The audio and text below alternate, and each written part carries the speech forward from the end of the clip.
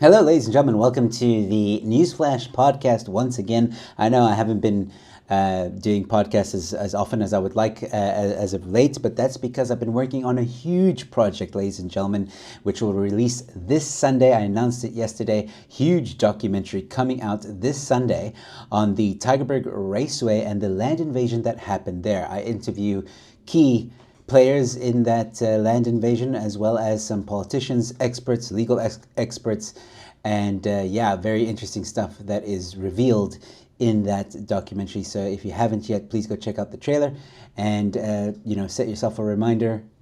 8 p.m. on Sunday, that documentary releases. I'll have links in the description and in the pinned comment for you guys. But right now, we're here to talk about something else, ladies and gentlemen. We're here to talk about the economy in South Africa. We're here to talk about where South Africa is heading economically and whether or not it's going to be a good thing. Are we headed towards a Zimbabwe 2.0? Are we not? Are things going to turn around? Is Cyril finally going to listen to the reasonable, rational voices of South Africa? People like my guest, who I have on at the moment, ladies and gentlemen. Please welcome the one, the only, the very fabulous Mr. Dawie Roodt. How are you, sir?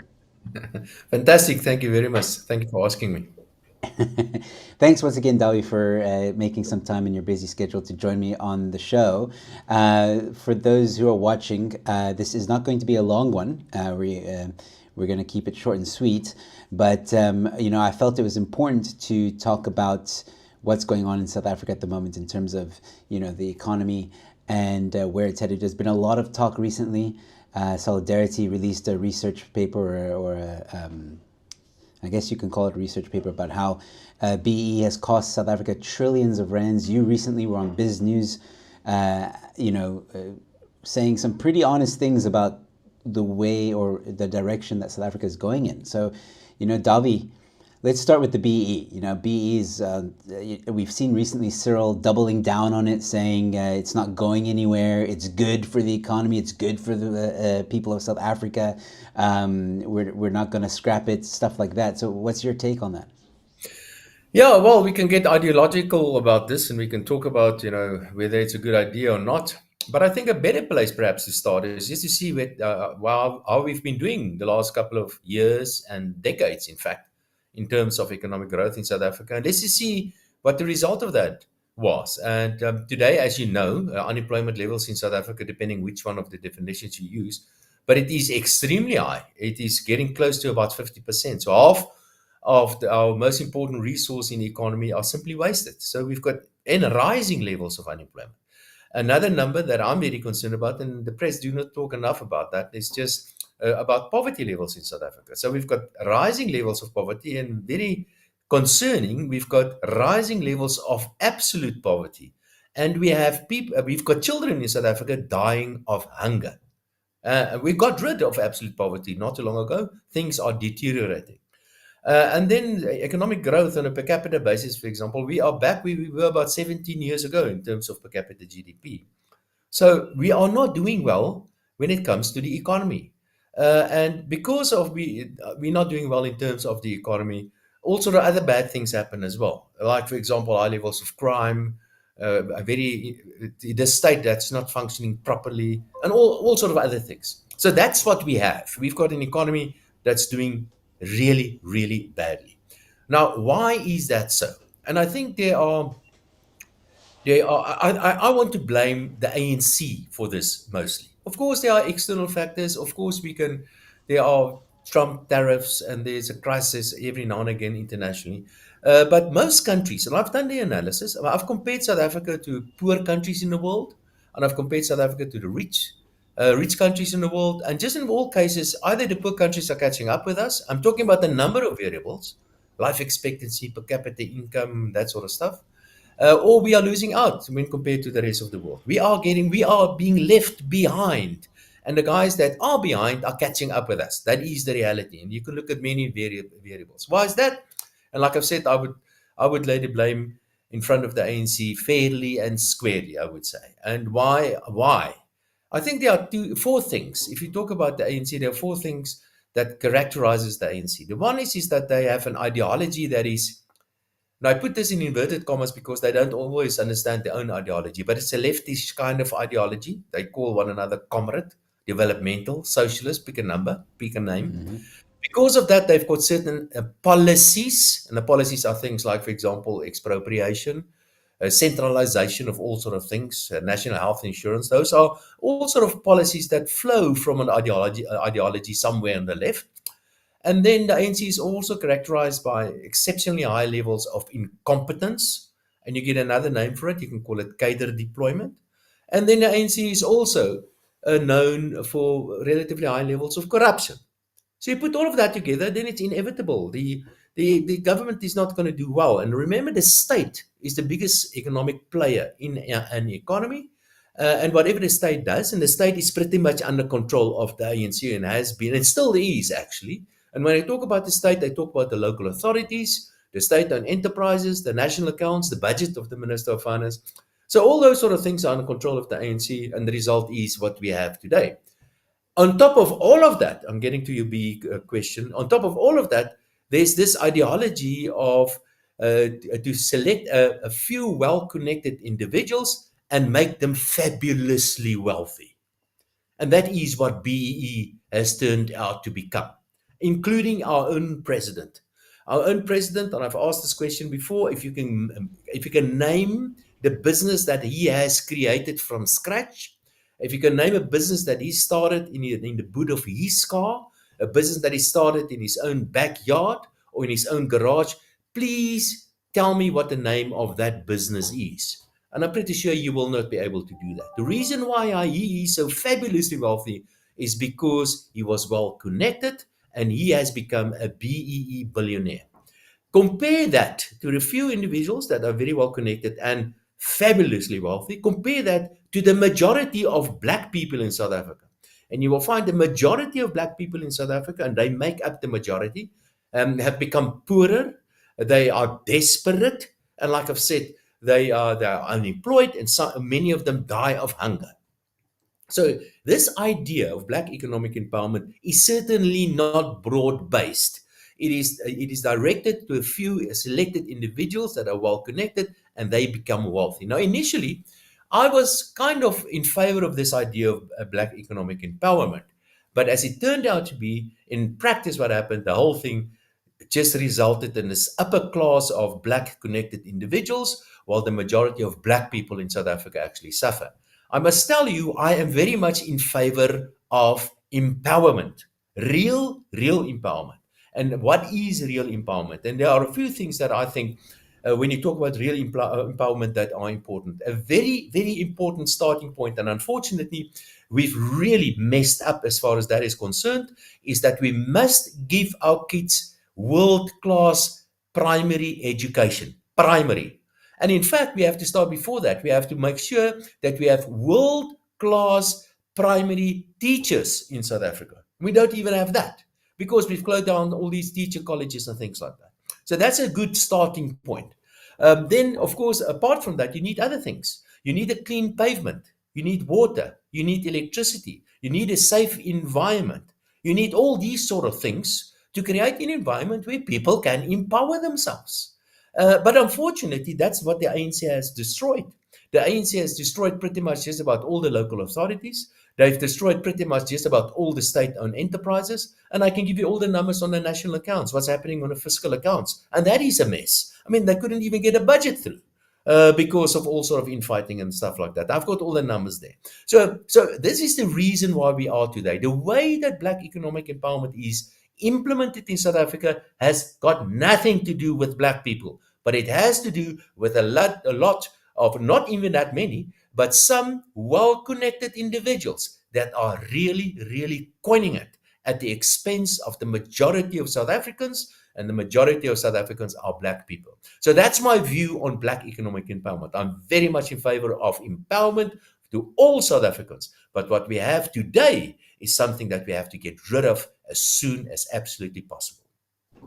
And I 100% agree with you, Dawie. Like I've often said in a lot of my episodes and stuff, like you know, we need to get rid of these regulations, these harmful regulations like BEE and others, like the Employment Equity Act and all these other harmful things that actually hinder business growth rather than create opportunity for people to get a job, to work, to advance their lives. But and again, I also come back to education as well, because like you can't have a population that is in our situation in South Africa, there's not a lot of skills. So you have businesses that are created, they're looking for people to do certain skills, to be able to do certain work, but they can't find them. They're not employable. And the ANC has done this 100%, destroyed the education system, everything around it, and not to mention the investments, like you said, the creating a safe environment so businesses feel safe to invest in South Africa. Everything you said, I've said before, and it's nice to know that I'm not wrong when I say these things. But a very good question I want to ask you, following up from what you just said, is so what should be done? I often say free market, but I don't think it's that simple. Just a free market, not just getting rid of BE and all these other harmful policies. But what do you think, if you were president right now, what would be the first top 3 things you would do to better the economy in South Africa? Well, okay, before I get to that, let me just make a comment. You mentioned skills, that we don't have enough skills in the country, and you're absolutely right, because there's something else that I think is crucial that our political leaders must understand as well, and that is the nature of a modern economy is completely different from an economy 100 years ago, and in future it's going to look even different from what it is today. And economic wealth creation today in modern economies, advanced economies, growing economies, happen in what is called the tertiary industry or the service industry. What you are doing. Primary industries like agriculture and mining, and even secondary industries like manufacturing, they are still important, but much less so than in the past. But let me interrupt. Maybe that is not the case. Primary industries are still important. The secondary industries are also still important, but what is happening in the primary and the secondary industries is that they are very much dependent on services as well. Let me give you one example. If you want to get involved today in agriculture, you can be a psychologist, you can be an electric engineer, you can be a financial guru, you can be a geneticist, you can be a drone pilot, you can be all those sort of things in agriculture. And all those things that I've mentioned are examples of services. So it's services, that's what it is about. So there are 2 things important in a modern economy is that you have to continuously make sure that you stay on top of whatever you are doing. So it's a continuous learning process, a skills sharpening process. And secondly, you have to be on top of the most recent technology. Now, and I think our politicians completely miss this. Now, a good example is, in fact, what's happening in agriculture. We know there's a huge political pressure on agriculture, because they think, our political leaders, that if you take a piece of land and you give it to somebody, then if you empower that individual, there is no more room for farmers in a modern economy. If you want to be involved in agriculture, you must be a businessman, or you must be a manager, or you must be in charge of some sort of technical expert, some sort of technical expert. But being a farmer, this romantic idea of tilling the land and planting the land, that a subsistence farmer is really it's not a nice job. Nobody, there's no space, there's no room for subsistence farming in a modern economy. Understand that, but our politicians just do not understand it. They want to, for some reason, knock us back to the Stone Age. We want to be a modern economy. So understand that economies and the requirements for modern economies are different from 100 years or so ago. So that's the first. So what will I do? Obviously, we mentioned skills development, and I prefer to call it skills development and not education.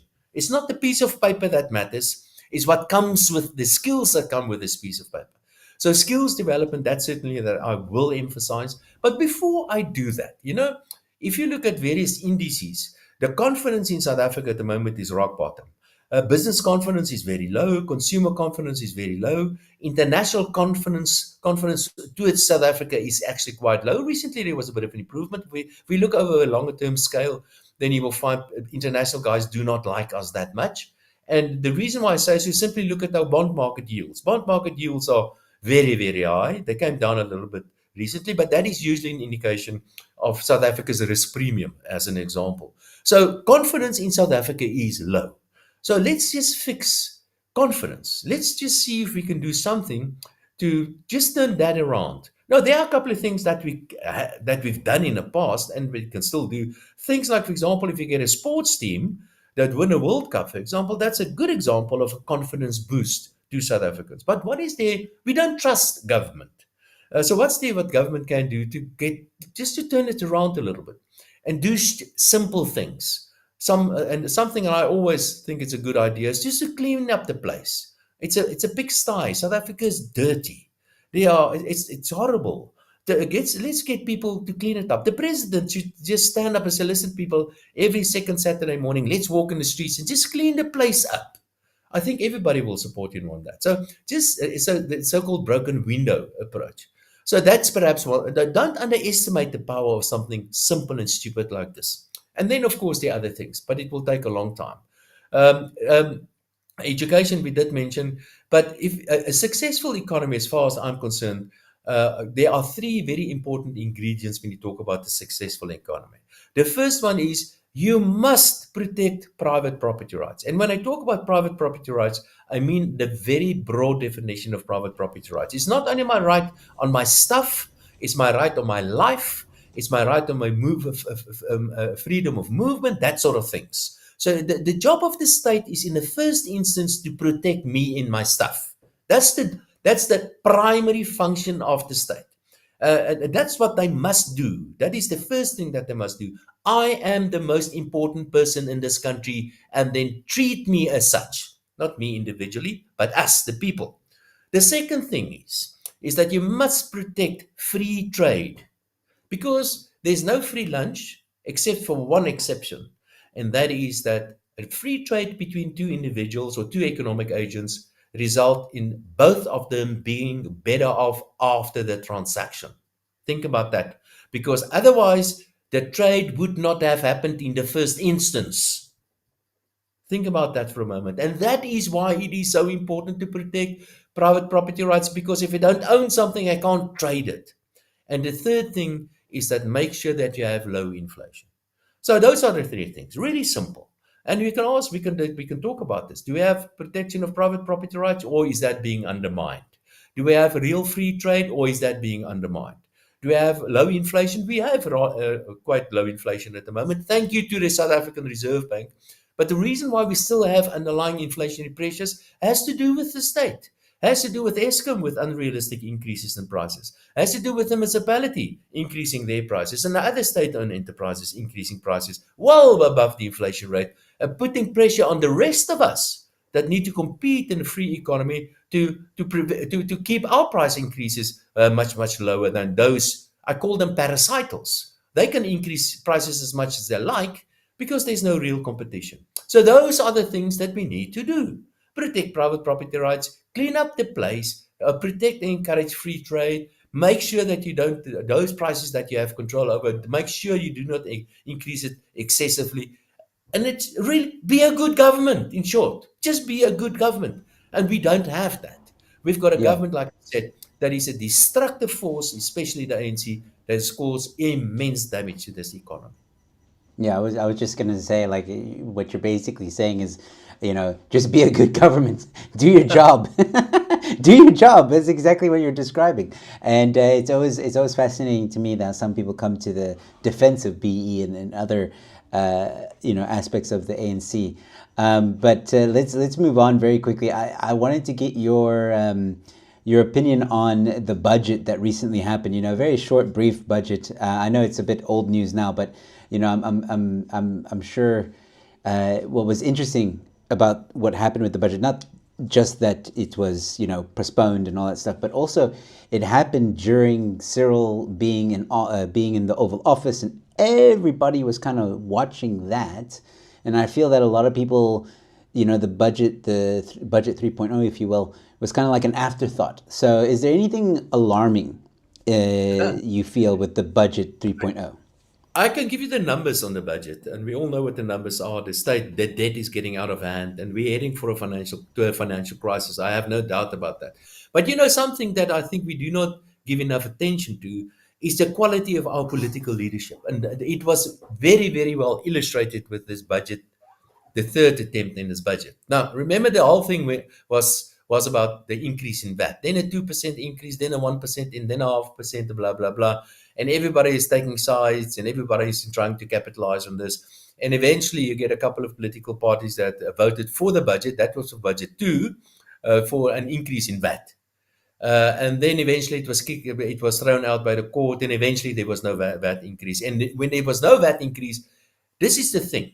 All our political, just about all of them, I can't think of one exception, but just about all of them claimed credit for the fact that VAT was not increased. I mean, look at them. They voted for the VAT increase, by the way. I'm talking about Action Yep. South Africa. I'm talking Yep. about the Good Party. I'm talking about the ANC, all those EA. political parties.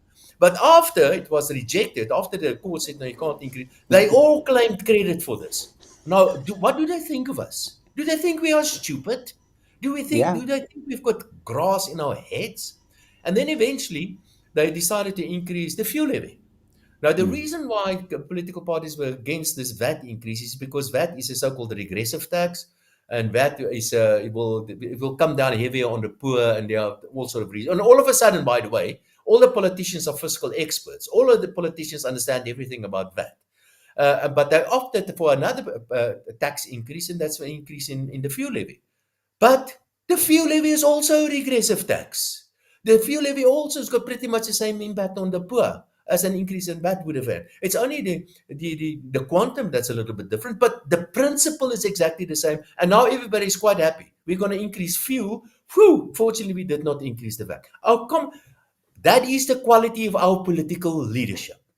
Now that just, I mean, I said all sort of bad things about the ANC, rightfully so, I think. But the rest of the bunch, they're not much better. See how, do they really think we are that stupid?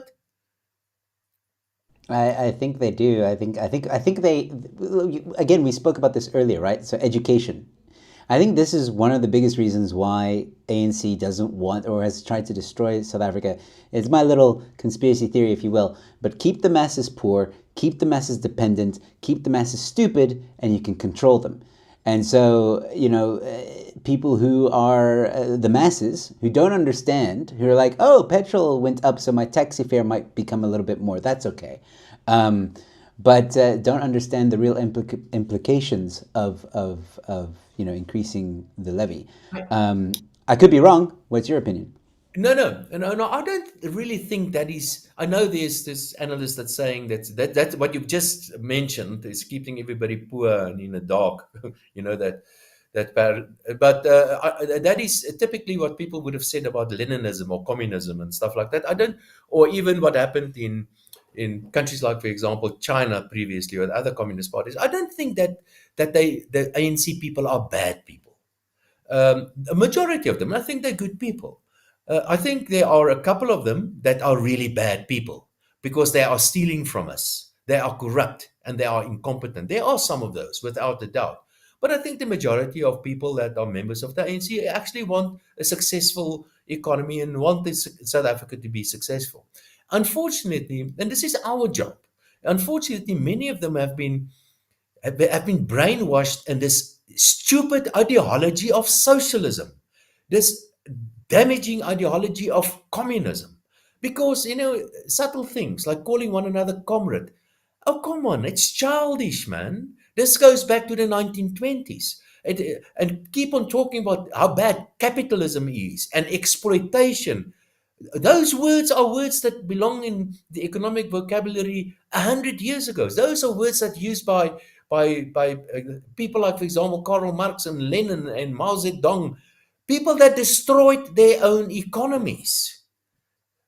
Come on, be modern. Think about where the economies are today. See what we can do to get this economy to grow. Don't fall back to this these slogans and or big man ideologies that we have in the past. Understand what is going on, and I think the majority of ANC members do want the South Africa to be successful, but so many of them are caught up in this ideological loop somewhere that they can't get out of that. But I must also say, I'm talking about ideology all the time. Perhaps there are not that many ideologues in ANC. There are a couple still. A very good ideologue, which passed away not too long ago, was Pravin Gordhan. He was a real communist.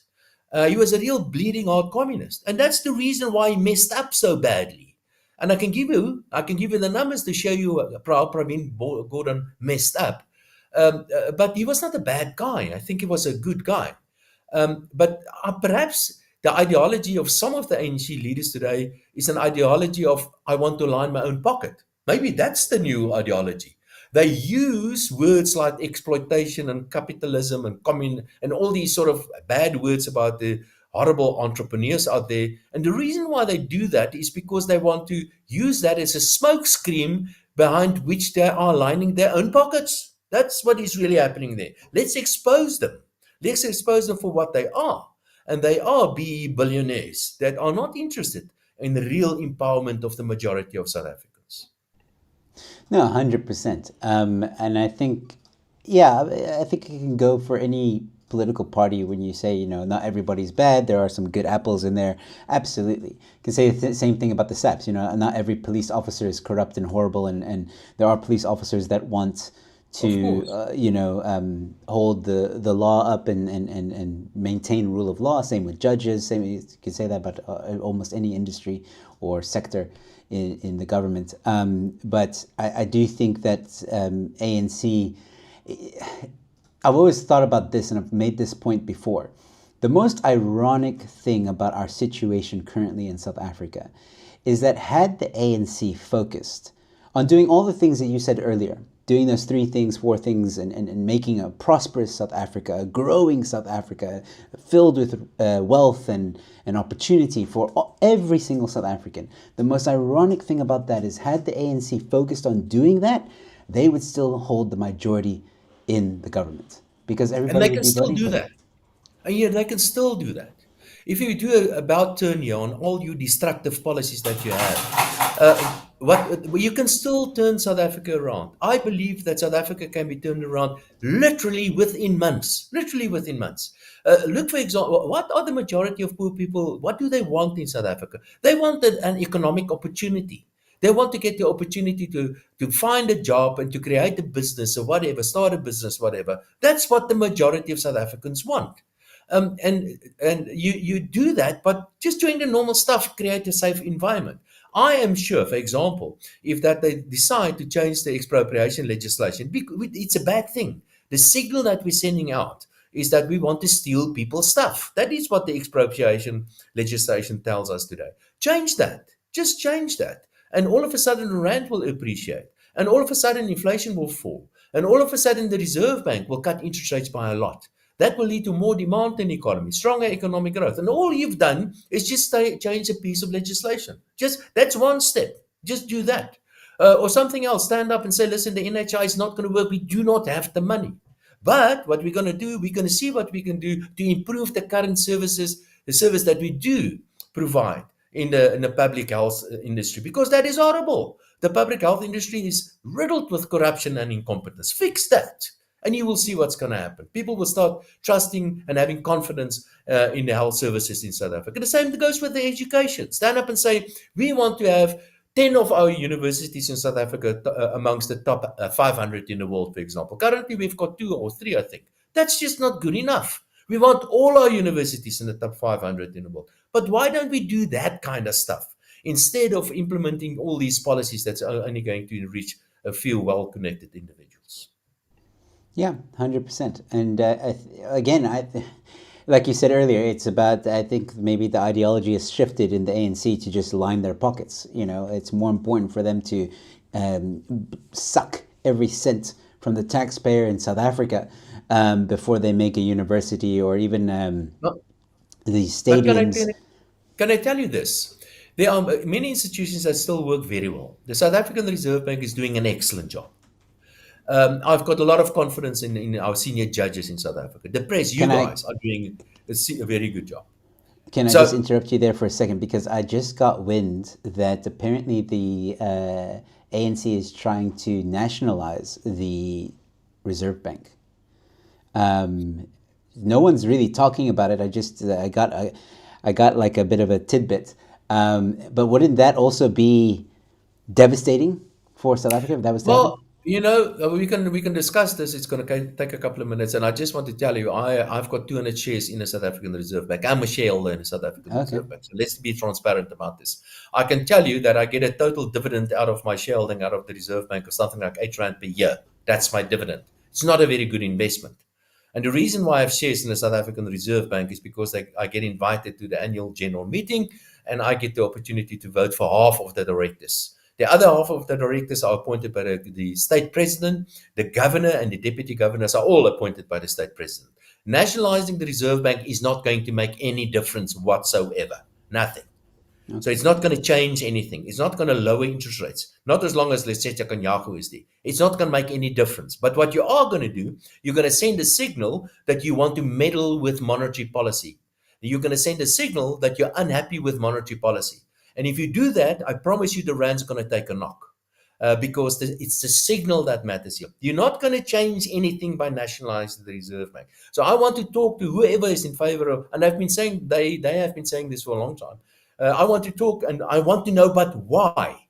Why do you want to nationalize the Reserve Bank? What are you going to achieve by nationalizing the Reserve Bank? And there's only a downside scenario. There's no upside scenario by nationalizing the Reserve Bank. But the Reserve Bank so far is quite well managed. Lesetja Kganyago is very much against the nationalization of the South African Reserve Bank. And I can also tell you that I've got the feel that the tide is turning.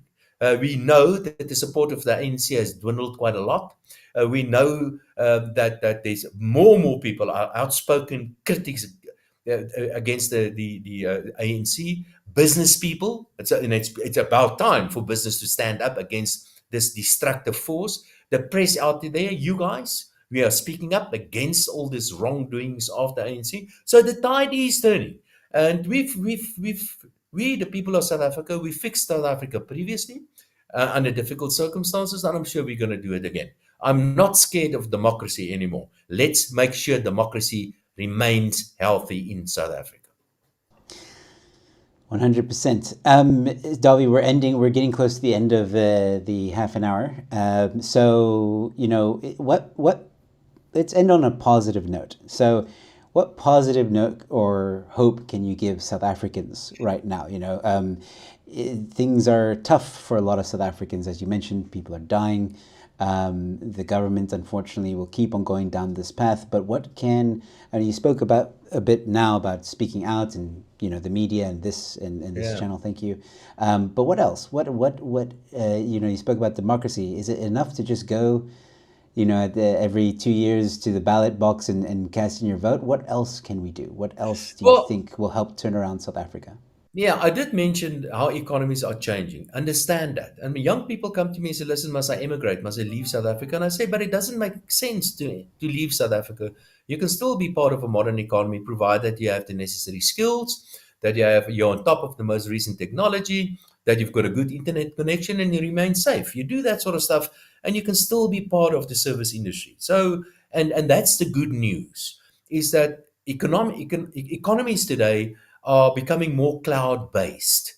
And because it's becoming more cloud-based, politicians are losing more and more power over us, which is a good thing. We have the opportunity to be free of the heavy hand of the bureaucrats and the ineptocrats because of the nature of economies. Economies are changing. So that's a good news story, I would say. Another good news story, I would say, is that we in South Africa, we're very good at organizing ourselves. So get involved in your society, join political parties, see if you can change them within, know who your neighbors are, neighborhood watch kind of organization. Join in and make sure your society remains healthy and clean up the place. Clean up the place and be proud of being a South African. Be proud of your neighborhood. Yeah, I think that's a really good idea and an excellent way to end off this discussion. Dawie, thank you so much once again for giving your time. And yeah, I hope to have you back soon when there's more developments on the South African economy. I'm a huge fan of yours. I read a lot of what you put out there. So thank you so much for always being honest and open. And yeah, I'll chat to you soon, Dawie. My pleasure. Thank you. All right, cheers. All right, ladies and gentlemen, that was Dawie Roodt from, I think it's The Economist. Yeah, some interesting things mentioned there. What I like so much about Dawie is he's always honest and tells it how it is. And, ladies and gentlemen, if you have any doubts about the economy, and if you're worried, at least Dawie can always give you a bit of positive around that as well. So just going to go to some of the comments. Great insights. Thank you so much. You're welcome. Sorry that we didn't have time for Q&A. Hopefully next time I have Dawie on, we'll have time for that. But he was on a very short schedule and just had enough 30 minutes for me, and I wanted to keep to that. Yeah, thank you guys so much for watching as well. Ladies and gentlemen, once again, I just want to mention that if you refresh the stream, if you're watching this after the fact, it won't matter. There are links in the description. I just put them up to the Stolen Ground trailer, which is a documentary that I've made for this channel. It's a documentary that looks at the Tygerberg Raceway. For those of you who live in Cape Town or in the Western Cape, you may have heard or known about the Tygerberg Raceway and the land invasion that occurred on that raceway a few years ago during COVID or during lockdown. Please go check out the trailer. The documentary, the full documentary, releases this Sunday at 8 p.m. on this channel. Set a reminder, please. I uncover who exactly is behind land invasions, not just at the raceway, but also in South Africa. The story is very interesting, very revealing, very insightful, and I think it's going to. It might ruffle some feathers. It might. A little bit of a tidbit for you guys. I have a website as well it's stolenground.co.za. Please go check that out. It's a little bit of more information about the documentary. And someone tried to hack it 913 times already. The website was up at 8 o'clock last night. In less than 12 hours, they tried to hack it. So somebody doesn't want the truth to get out. Yeah, ladies and gentlemen, please go check out the documentary, set a reminder, and share it far and wide.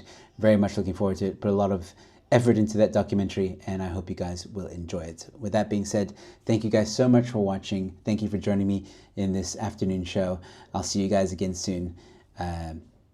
Yeah, cheers.